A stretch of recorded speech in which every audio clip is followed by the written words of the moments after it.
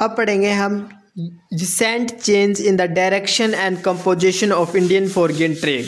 मतलब रिसेंट में क्या डायरेक्शन और कंपोजिशन में क्या बदलाव आया है इंडिया के फॉरेन ट्रेड के अंदर। तो Indian foreign trade has undergone significant changes in the both direction and composition over recent decades.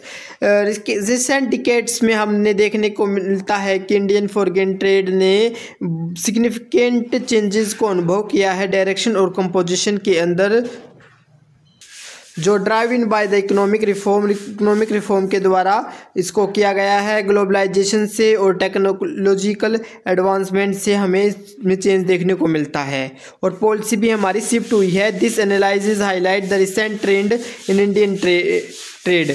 ये जो एनालाइज कर जो हमें रिसेंट ट्रेड में इंडियन ट्रेड में क्या हो रहा है इस चीज़ का एनालाइज करता है। Focusing on the change in direction. Direction क्या होता है, मतलब ट्रेंडिंग पार्टनर हमारे कौन से किस तरफ के ट्रेंडिंग पार्टनर बने हुए हैं, किस दिशा की तरफ के बने हुए हैं। एंड द कंपोजिशन होता है type of goods and services, जो क्या की जाती है ट्रेड की जाती है, गुड और सर्विस किस रूप में की जाती है।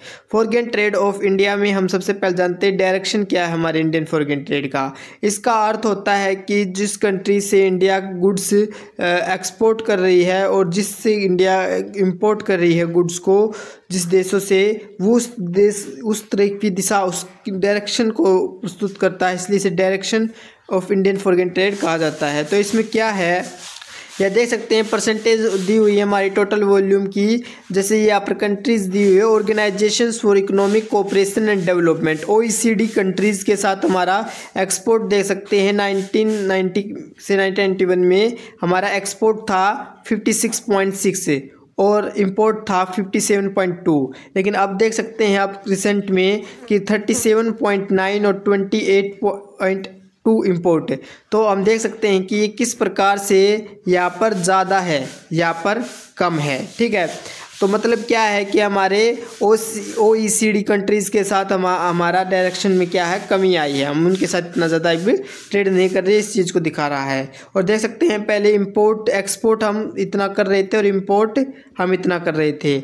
अब देख सकते हैं एक्सपोर्ट इंपोर्ट में कमी तो आई है, लेकिन हम क्या है इनको से इंपोर्ट कम कर रहे हैं। इन देशों को हम भेज ज़्यादा रहे, एक्सपोर्ट ज़्यादा कर रहे हैं। हम अपना सामान प्रोडक्ट जो बनाया है हम इन देशों में ज़्यादा भेज रहे हैं। Organisations for petroleums exporting countries, OECD countries में क्या देखने को मिलता है, इसमें देख सकते हैं 5.6 तो हम एक्सपोर्ट कर रहे हैं और इंपोर्ट 16.3। और इसमें भी हम देख सकते हैं कि एक्सपोर्ट तो हमारा बढ़ा है, पहले 5 था 1990 में। अब देख सकते हैं रिसेंट में हमारा जो OPEC कंट्री के साथ, और ये भी हमारा इंपोर्ट भी बढ़ गया और एक्सपोर्ट भी बढ़ गया। लेकिन इंपोर्ट हमारा देख सकते हैं औसतन एवरेज लगाया जाए तो हम एक्सपोर्ट ज़्यादा कर रहे हैं, लेकिन इन दोनों की तुलना की जाए तो यहाँ पर हम इंपोर्ट ज़्यादा कर रहे हैं। ईस्टर्न यूरोप की बात करें तो ईस्टर्न यूरोप के साथ हम देख सकते हैं कि किस प्रकार एक्सपोर्ट और इंपोर्ट हमारा ज़्यादा था। ये इंपोर्ट और एक्सपोर्ट दोनों में कमी देखने को मिल रही है हमारे ईस्टर्न यूरोप के साथ। डेवलपिंग कंट्रीज़ के साथ हम देख सकते हैं पहले तो बहुत ही एक्सपोर्ट इंपोर्ट बहुत ही कम था, अब देख सकते हैं बहुत ही ज़्यादा हो चुका है 53.5 53.2, मतलब बैलेंसिंग देखने को मिलता है एक्सपोर्ट इंपोर्ट में हमारे डेवलपिंग कंट्रीज़ के साथ। कंपोजिशन की बात करें तो कंपोजिशन क्या है इंडियन फॉरेन ट्रेड का। कंपोजिशन का मतलब होता है किस मात्रा में हम सामान कौन सी गुड्स का हम इंपोर्ट और एक्सपोर्ट कर रहे हैं फॉरेन ट्रेड में। तो इस फैक्ट में जो कंपोजिशन है फॉरेन ट्रेड का, इसका मतलब है कि किस क्वांटिटी में हम आइटम को इंपोर्ट और एक्सपोर्ट कर रहे हैं। जो गुड्स जो हम सप्लाई कर रहे हैं, हम अब विदेश से ला रहे हैं, उसे हम इंपोर्ट करेंगे, और जो सामान हम विदेश में सप्लाई कर रहे हैं, भेज रहे हैं विदेश से, उसे हम एक्सपोर्ट करेंगे। देख सकते हैं कि चेंजेस क्या आया है कंपोजिशन फॉरेन ट्रेड में करोड्स के अंदर देखते हैं। तो ये हमारा 1990 के में एक्सपोर्ट की बात करें तो आयरन ओर हम कितना मंगवा रहे हैं अब विदेशों से हम मंगवा रहे थे उस टाइम पे 1049 करोड़, और आज के टाइम पे हम कितना मंगवा रहे हैं, हम मंगवा रहे हैं 10,291। तो इतना ज़्यादा हमारा क्या होगा इसमें देख सकते हैं हमारा बढ़ गया है, ये इंक्रीज हो गया है। और इंपोर्ट हम कितना कर रहे हैं आयरन ओर का, एक्सपोर्ट बढ़ गया हमारा। और इम्पोर्ट देख सकते हैं, इम्पोर्ट पहले इतना था और इम्पोर्ट भी अब बढ़ चुका है। 2000 से 55,000 तक इम्पोर्ट चला गया। अब केमिकल्स की बात करें तो केमिकल्स में पहले हम एक्सपोर्ट कर रहे थे 2000 के करीब, अब एक्सपोर्ट कितना बढ़ चुका है 87,000 करोड़ में। और इम्पोर्ट कितना कर रहे हैं हम, पहले इम्पोर्ट क्या कर रहे थे हम इतना 2020 इतना कर रहे थे, और अब क्या कर रहे हैं इम्पोर्ट हम सामान देखो इम्पोर्ट बढ़ा हमारा, इम्पोर्ट एक्सपोर्ट से ज़्यादा इंपोर्ट कर रहे हैं इसमें। और यहाँ पर भी देख सकते हैं हम एक्सपोर्ट से ज़्यादा आयरन ओर को इंपोर्ट कर रहे हैं, एक्सपोर्ट कम कर रहे हैं और इंपोर्ट ज़्यादा कर रहे हैं। अब बात करते हैं आयरन ओर है, केमिकल्स हैं, तो हम इतना ज़्यादा इंपोर्ट कर रहे हैं, क्यों हम एक्सपोर्ट कर रहे हैं? हम हमारा ही प्रोडक्ट का इस्तेमाल नहीं कर सकते। ये जो वर्ल्ड ट्रेड के साथ जो पॉलिसी है उसका उल्लंघन हो जाता है। हमें कुछ ना कुछ एक्सपोर्ट करना ही पड़ता है, चाहे हम उससे कम करते हैं फिर हमें विदेशों से मंगवाना पड़ता है, ये वही स्थिति बन जाती है। पेट्रोलियम की देख सकते हैं, पेट्रोलियम का पहले कितना था और कितना ज़्यादा एक्सपोर्ट करने लगे अब हम, और इसकी तुलना में अगर इसकी तुलना की जाए इंपोर्ट की तो वो भी देख सकते हैं हम कितना बढ़ गया। यहाँ पर भी देख सकते हैं एक्सपोर्ट तो अभी भी इसमें कम कर रहे हैं, इंपोर्ट हम ज़्यादा कर रहे हैं। तो पीछे के दशकों में हम देख सकते हैं कि हमारा ट्रेड विदेशों से बहुत ज़्यादा बढ़ चुका है। जो आज से 30 साल पहले हम जितना एक्सपोर्ट इंपोर्ट कर रहे थे उससे कम से कम 10 गुना ज़्यादा हम अब इंपोर्ट एक्सपोर्ट कर रहे हैं। ये आंकड़े ये दिखा रहे हैं, देख सकते हैं कि पहले तो 3000 का था, अब इसका भी 10 गुना 4,37,521 का हम मशीनरी को मंगवा रहे हैं इतना करोड़ में, और इतना ज़्यादा हम इसमें कर रहे हैं। तो देखो 1,84,444 यहाँ पर हम देख सकते हैं कि यहाँ से इसमें हम एक्सपोर्ट ज़्यादा कर रहे हैं और इंपोर्ट हम कम कर रहे हैं। तो इस आंकड़े से हम ये देख सकते हैं। बात की ये सोर्स हमने इकोनॉमिक सर्वे 2070 से 90 के DGCIS रिपोर्ट से लिया गया है। तो किसके साथ हम किस देशों के साथ हम करने लगे व्यापार ज़्यादा?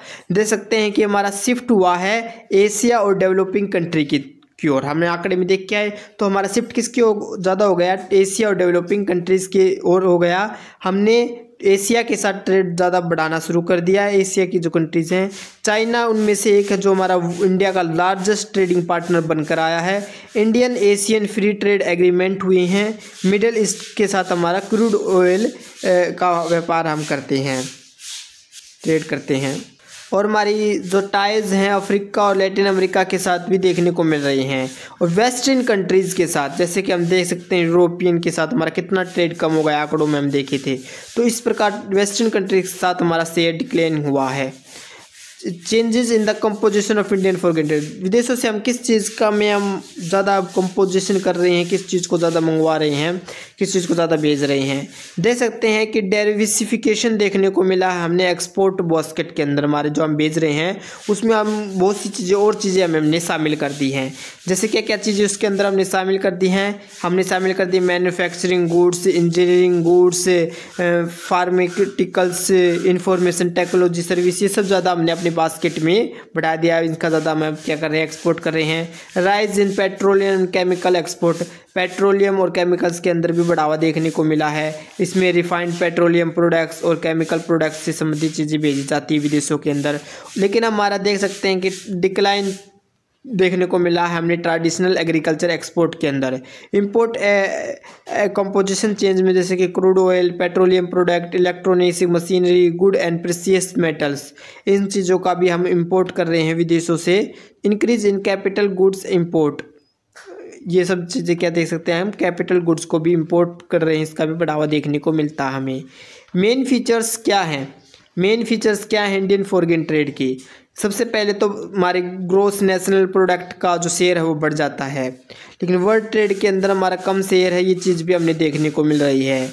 हमारे पास कुछ ही पोर्ट हैं, हम विदेशों से व्यापार करने के लिए उसके ऊपर ही हम डिपेंड हो रहे हैं। फॉरेन ट्रेड बाय गवर्नमेंट के द्वारा कैसे किया जाता है? स्टेट ट्रेडिंग कॉर्पोरेशन STC चलाई जाती है, mineral and metal trading corporation MMTC चलाई जाती है।